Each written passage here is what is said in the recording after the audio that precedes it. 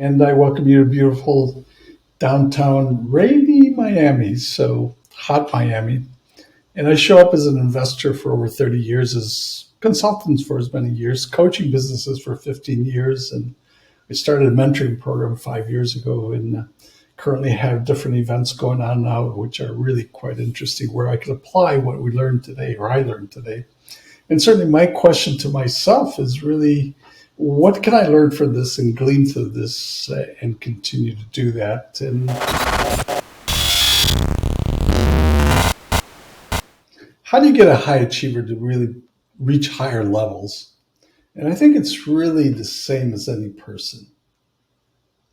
The only thing that's different is the results that they get. They get much better results. That's why with your commentary that you know a lot of curious people, but they're not high achievers. That seems like a contradiction, but maybe they're just curious in things that they're not getting results at. Uh, because if you have enough curiosity, inevitably they're going to perform at a high level. One of the things that, at least from the things that I've read, is that high achievers are just average people that just stay with it.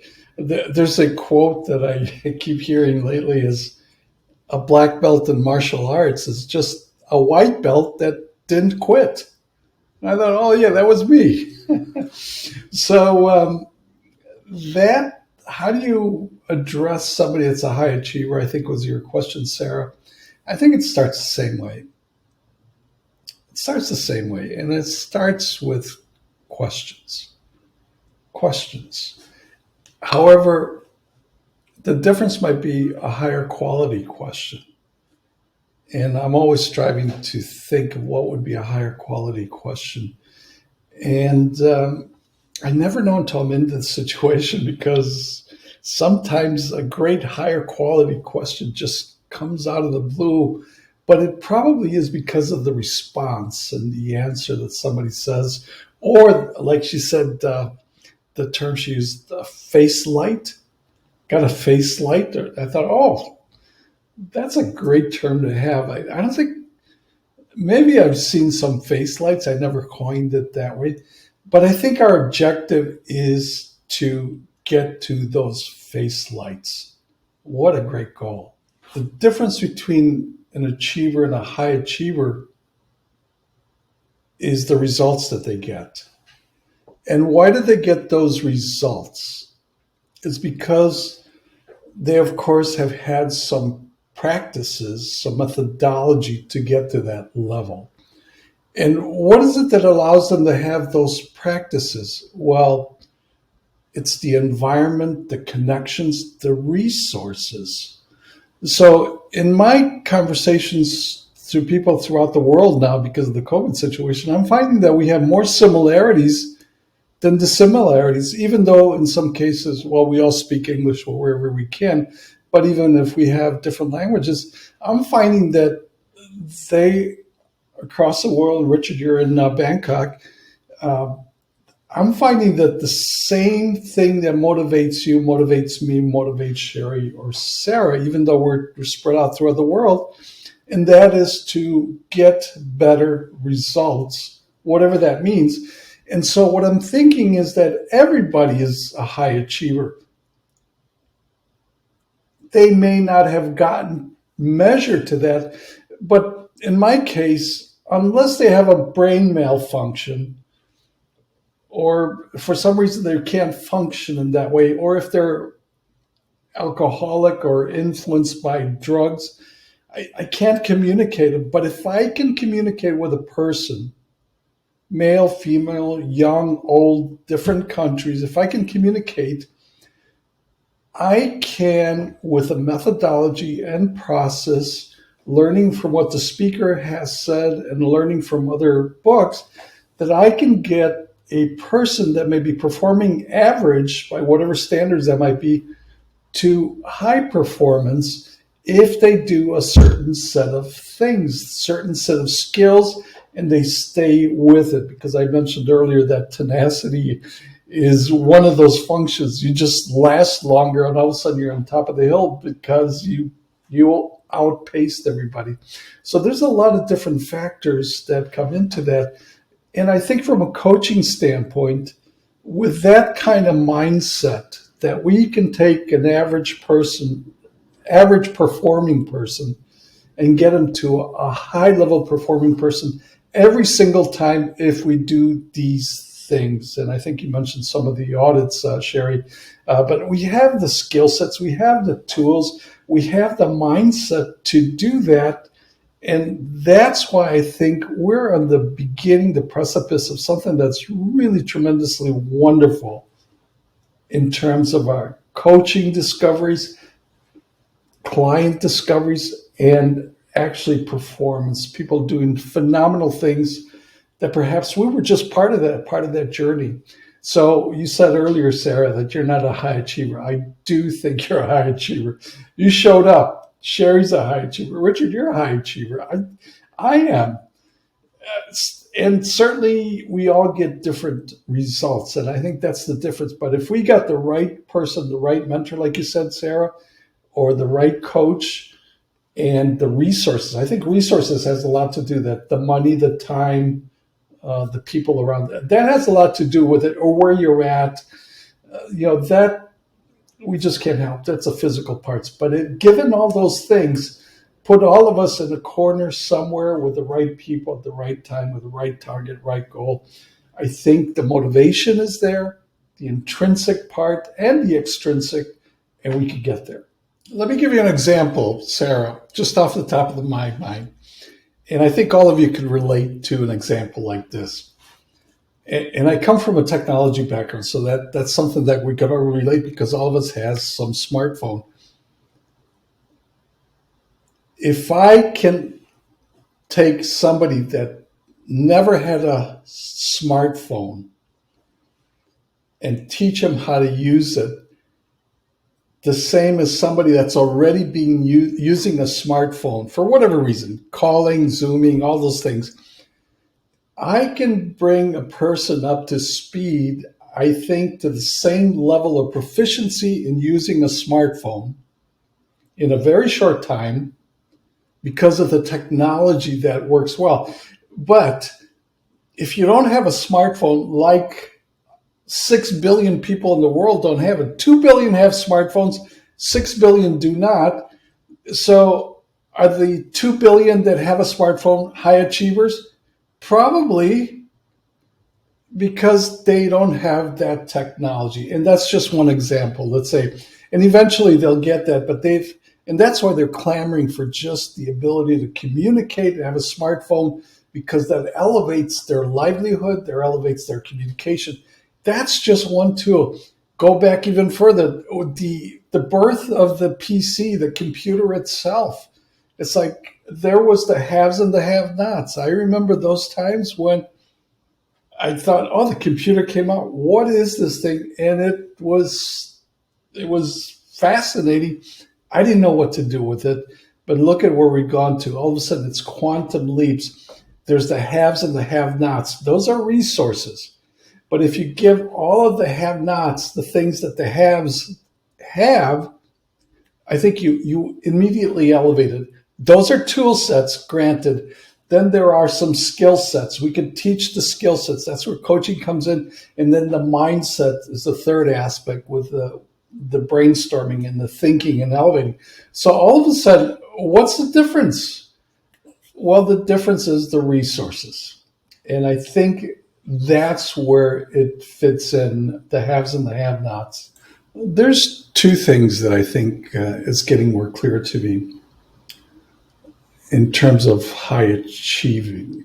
Actually, it should be called high achievement, because it's not a one-person thing. It's a group thing.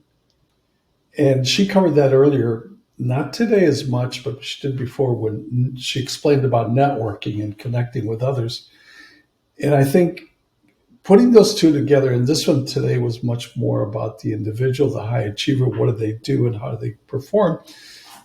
But a high achiever can only, especially in this world of businesses, can only perform really well in a team environment. The astronaut went in a tin can, but he didn't do it by himself. He didn't create the tin can.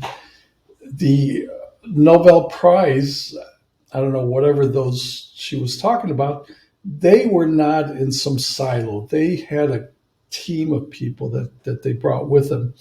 Businesses, and which I focus on, is a team sport to be able to interact. So this is what's coming out. We can actually help somebody become a high performer, high achiever with different steps and toolkits and mindsets and skill sets. But then they also have to perform in the environment with other people. If they're getting bumped from the top, and she spoke a little bit about that, to be able to navigate that, negotiate, compromise, or work around, and maybe sideways, and also people below. So there's top, middle, sideways, and below. And that's what's coming much more clear is that we have to look at what is it that needs to be achieved, and then how do they put that together in synchronicity to get there. It's very much like a sports. I think, Sarah, you started talking about cycling. I mean, the things that you need to do to cycling, and I used to be a cycler. I'm more of a segwayer now. But the things is a certain level of practice and preparation. And I remember when I was riding a motorcycle, I got to a level of flow. And the level of flow is that I got to a high level of performance in that particular moment that I longed for that. I was never able to match that ever since, but I remember it very clearly because I reached this high level of performance that I became one with the motorcycle. And apparently what fires is a lot of dopamine, a lot of triggers inside, that it's something that we crave and we want that. And I think those are the things that high achievers look for. They want this high level of performance because they get those dopamines, those serotonins, those things that keep firing off. And so they come back to that. And all of us can get to that because there is a formula to getting to that. She didn't have a real good formula, but there's other leaders that have spoken on that. But the point that we do it together, even though cycling is a solo sport, I don't know if you go with a team of people. I meet people all around when I'm doing that. I may be on by myself on the device I'm on, but I'm meeting people, I'm interacting. That's part of the flow that I have. So it's a really interesting perspective. Well, this is a little bit challenging for me, and that is to be able to determine at what stage the client is in, the stage of flow cycle. And here's the cycle, and maybe you could apply it to the bicycling. And let's take bicycling. There's probably some times that have frustrated you about the bicycle. Either it doesn't work, or too much hills, or even downhills, uphills, side hills, traffic. There's a level of frustration. That's one stage. And I think we could relate with clients that come to us frustrated about something. Not enough resources, not enough money, not enough time. Something's bothering. The next stage is actually making an effort to correct that. Doing something, stay with it, change, modify, be adaptable, do something, learn. And at some point, if you stay long enough, if you practice long enough, you ride the bicycle long enough and get up whatever time it takes for however long it takes, you get to a flow state. It's inevitable. It may be a short time, but you'll get to a flow state that everything is going well. That's the third stage. And the fourth stage is recovery. You just have to stop. You have to recover. You have to regroup. You have to stop.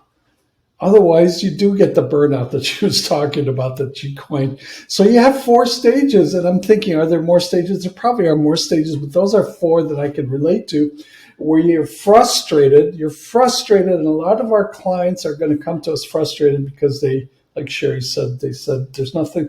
They used to perform well. Now they don't. Are they in frustration mode or are they in recovery mode or are they just persisting? But they're certainly not in flow mode. Flow mode means they hit it on target. They're going 100%. So the key there is what stage is the client that I'm working with at? And how do we help them move along? And even when they're in the flow at the peak of their area, they also need to recover correctly, because if they don't recover correctly, what I'm starting to find out is they get into a frustrated mode and they just fall out or do something. So it's an interesting perspective. I'm playing with that. I used to ride a bike. I told you about my motorcycle experience, and that's probably the only time I really felt one with a motorcycle. It was pitch dark in Ohio. I had my music in my headset, and it got real cold, real dark, and all of a sudden I just hung. And the only thing that was coming up was the heat from the engine. So I was hugging the motorcycle, and I got to a point going through curves, no other traffic, through the mountain or the countryside of Ohio for however long it went. It was a flow moment. I experienced something that I can then relate to somebody else that wants to achieve that. I've seen that in sports. I've seen that in other high performers that also face a sense of danger, like you said, Sherry. Because it was dark, I didn't know if I'd hit a pothole or something. So there's a sense of danger, but when you're in the flow, there is no danger. It's just, and I like what you said about being a 9-year-old. I don't think I pretended I was a 9-year-old, but everything just seemed to flow. That's probably the best experience that I've ever had. And so now I can relate to it. If I want to help other people get to that, and from what I understand, there are triggers that come up like serotonin, dopamine, all those triggers that are feel-good chemicals, and we want to get back to it.